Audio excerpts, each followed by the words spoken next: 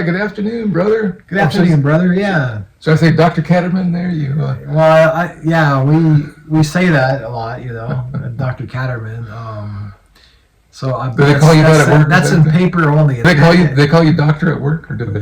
Oh, I don't know. They don't call me doctor at work. You don't like, hey, you're talking to Dr. Caterman kind of. Yeah, no, I don't. But sometimes students like to do that. Yeah, I shouldn't say it like that. So sometimes students like to tell you, hey, doctor, or whatever, to be respectful, Yeah.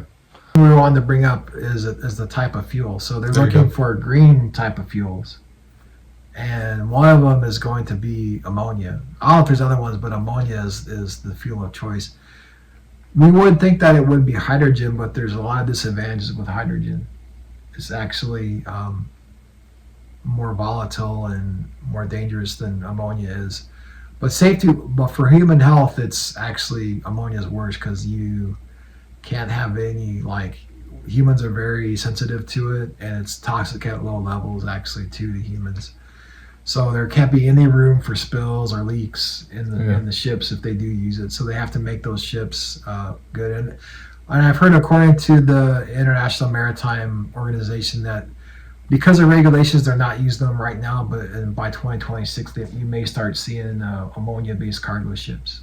Oh, very good. And all that happens. That soon. Okay, that's nice. And they're, like you said, they're better than hydrogen because the storage that they have can be done in just regular propane tanks, whereas if you were to use hydrogen in these ships, they would have to be cryogenic or high pressurized tanks that you would have to use for hydrogen. So, and then ammonia is a hydrogen carrier because most of it is made out of hydrogen. Okay. So it's the same thing almost as using hydrogen, but it's just that you have a different form of it. The only drawback to it is that it does produce some nitrogen oxides. Because it's got nitrogen in it. Which is a greenhouse gas, right? Which is a bad one, too. Yeah. But hydrogen doesn't produce nitrous oxides, do they? No, it burns cleanly. So, if there was a way we could do hydrogen, that might be preferable, but the intermediary that has some more advantages, which is ammonia, is probably what's going to be used in the near future. Well, that's a good step. And so, how do you make ammonia right now? Well, it is done. It is done by a process similar to the Haber-Bosch process. Well, actually, I think it is the Haber-Bosch process, which makes ammonia through natural gas, through gasification of natural gas, and it produces ammonia that way. Like it produces hydrogen, and then it turns that into ammonia.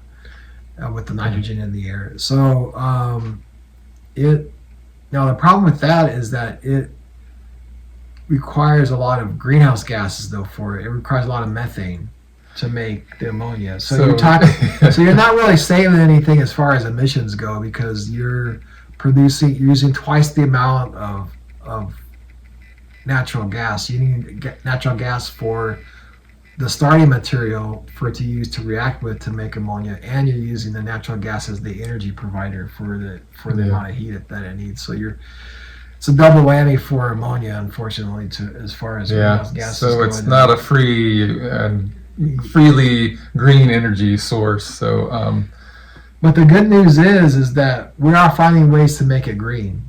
Through material science, different ways. Like I've even heard if you use things like titanium, like powder and stuff, you can make it that way, or with semiconductor materials. There's biological ways of doing it too, that you can make it from microbes. So there's all these different ways that we could be making ammonia that are cleaner, than for the atmosphere, and don't give off greenhouse gases. So we just need to follow those types of routes. Well, have the governments of the world invest in those things would be nice too, to help out, or provide incentives, for companies to invest in those technologies for producing a green like that. That'd be great. So is some hope there that we can produce ammonia, maybe a little less harmful to the atmosphere. So that would be nice. Yeah, I'd like that too. That would be nice. So you were saying that analysts are projecting that ammonia could be up to 30 to 50% of maritime fuel by 2050. Is that right? It can almost make up half of all the fuel that's really used good for the shipping industry. So let's hope we can make it green too. That'd be a big game changer. And so I think that's probably the big, if you call it the long pole in the circus tent, it would be having this new fuel would probably be the biggest progress we could make in having them get to their goals, like reducing by 70% by 2040 and things. So that would be a big deal.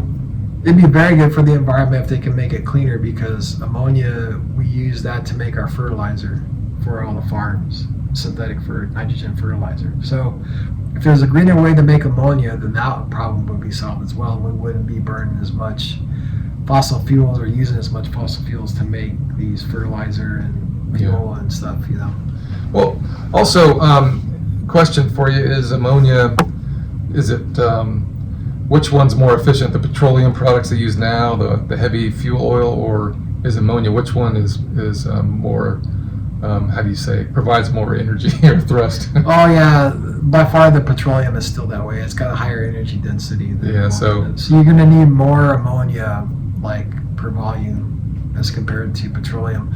But on the other hand, it's got better than hydrogen. So it outperforms hydrogen in that area too, as far as like the volume of space that it needs for on the Well, that's good. That's good news. So maybe if we find a green way to make it and we make a lot of it, what wouldn't matter, right? So we have a plentiful supply of fuel then.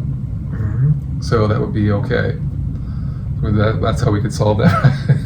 So address that issue.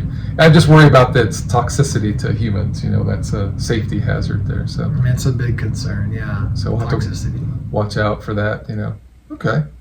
Well, good. That sounds like a good future. So we'll keep our eye on that. Keep our eye on the maritime industry and stuff. That's very critical. All right. Well, until next time, we'll see you later. We're the Climate Change Brothers, and so signing off. All right. See you later.